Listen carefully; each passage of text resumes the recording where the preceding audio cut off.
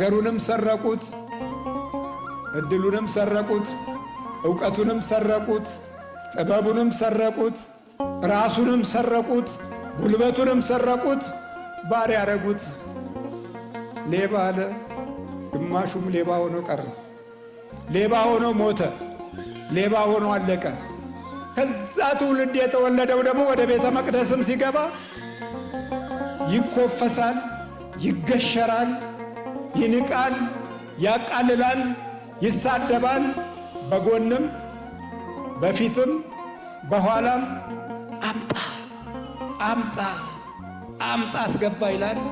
ይሰርቃል፣ ይዋሻል፣ ይነጥቃል። የምትናገረው ይወለዳል። እየተመቀኘ የወለድከው ልጅ ገና ከማደጉ ኑሮህንም ሕይወትህንም ቤትህንም ገንዘብህንም የሚነካ ይሆናል። የተወለደው ምቀኝነት ነዋ። ከውስጥ ያስቀመጥከው እኮ ነው። ይሄኛው የውስጥ ባንክ ቤት ነው። በአብዮት ዘመን እግዚአብሔር የለም ብለን አሰብን። ከዛ በኋላ እናቱንም አባቱንም የሚክድ ልጅ ተወለደ። አባታችን ወይ ማለትን የጠላ ምሁራን በሙሉ ምሁርነታቸው ገደል ገባ። ፕሮፌሰርነታቸው፣ ዶክተርነታቸው፣ ማዕረጋቸውና ትልቅነታቸው አንተን ከችግር ማውጣት አልቻለም። መድኃኒታችን ኢየሱስ ክርስቶስ ከፍ ከፍ ሲል ከሰገዱ በኋላ ነው ወደ ላይ የወጣው። ሰገዱለት እኮ ከትንሣኤ በኋላ ሰገዱለት። በቤተልሔም ሰገዱለት።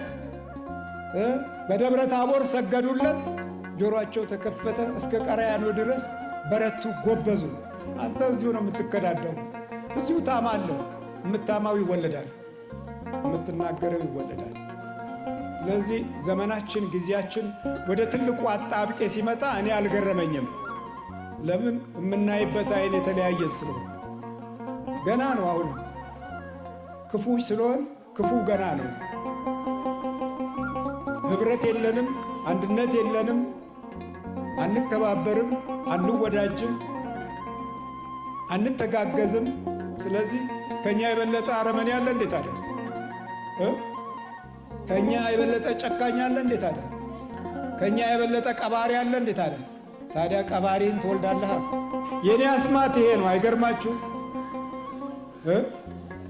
ታላላቅ አባቶች የተባሉትም ልክ እንደ አንድ ትልቅ አስማተኛ የሚፈሩት እነዚህም ሶስቱ አስማቶች ናቸው። ሶስቱ አስማቶች መጸለይ፣ መስገድ፣ ቅዱስ ቁርባን መውሰድ። እነዚህ አስማት ናቸው። በቃ ምን አደከም። ለዚህ ትውልድ ትልቅ አስማት ናቸው። እነዚህ ጥንቆላ ናቸው። ትልቅ ጥንቆላ ናቸው። ከዚህ ውጪ ሆነው ሌላ የሚያወሩት እንዴት አረማዊነት በባህሪያቸው ውስጥ እንደነገሰ ለማወቅ አሁን አትቸገሩ። የእናንተ መዳን በክፉ መንፈስ ተይዘን መወለዳችንን ያልገባቸው ለመረዳትም የማይፈልጉ በምን አይነት አረመኔ ልብ ቦታውን ይዘውት እንደሆነ ለማስተዋል አሁን አያስቸግረንም። እግዚአብሔር